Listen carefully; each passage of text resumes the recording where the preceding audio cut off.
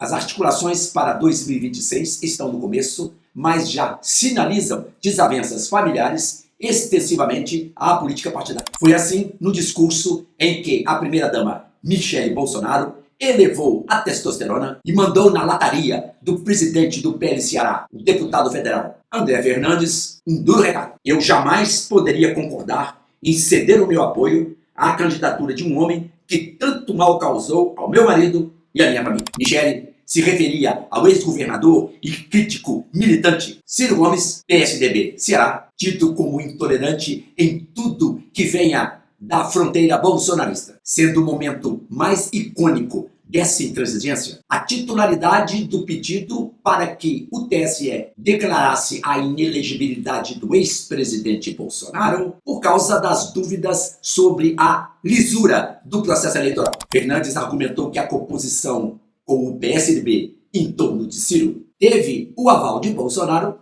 dado o patrimônio eleitoral do ex-governador, que possui, segundo o deputado, um nome de grande densidade eleitoral, capaz de arrancar o petismo da liderança política do Ceará. A diferença da ex-primeira-dama começa no âmbito doméstico familiar e esparrama para a vertente pública, porque, indiscutivelmente, em nada Ciro se afina com Bolsonaro. A quem considera fascista corrupto, afora outros xingamentos, que a língua viperina do ex-governador destila sem parcimônia. É certo afirmar que a ausência de Bolsonaro por sua segregação compulsória por causa da condenação do STF favorece o embate entre os filhos e a esposa, cuja relação é de tolerância recíproca. A crítica de Michele, mesmo classificada como autoritária e constrangedora, surtiu efeito ao ponto de levá-la em nota aos três irmãos, pedir perdão, dizendo que não teve intenção de contrariá-los, embora mantivesse a obstrução ao nome de Ciro. O senador Flávio Bolsonaro, de seu turno, também serenou os ânimos, dizendo ter havido um ruído de comunicação e que a aliança em torno do ex-ministro da Fazenda havia sido suspensa.